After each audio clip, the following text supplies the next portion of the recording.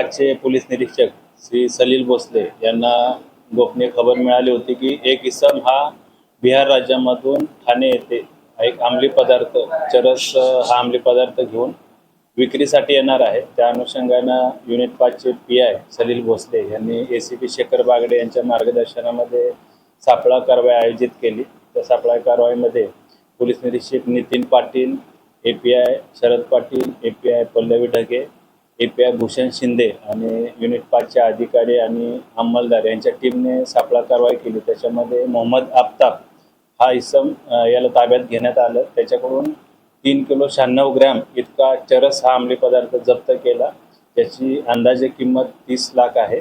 त्या आरोपीला कायदेशीर कारवाई करून अटक करण्यात आलेली आहे आणि त्याला मान्य न्यायालयानं 7 दिवसाची पोलीस कस्टडी रिमांड दिली आहे। हा इसम बिहार राज्यामधून दानापूर रेल्वे स्टेशनमधून रेल्वेमध्ये बसला होता। पाटलीपुत्र टू मुंबई अशी ही ट्रेन होती, त्या ट्रेनमधून हा इसम आला। सदरचा चरस हा अंमली पदार्थानं कुठून खरेदी केला, त्यानंतर ठाण्यामध्ये तो कोणाला तो माल विकणार होता, या अनुषंगाने देखील आम्ही तपास करत आहोत। आरोपीवर सध्या काही गुन्हे दाखल आहेत का, त्या अनुषंगाने आम्ही इतर राज्यातून किंवा बिहार पोलिसांकडून त्या अनुषंगाने माहिती घेत आहे।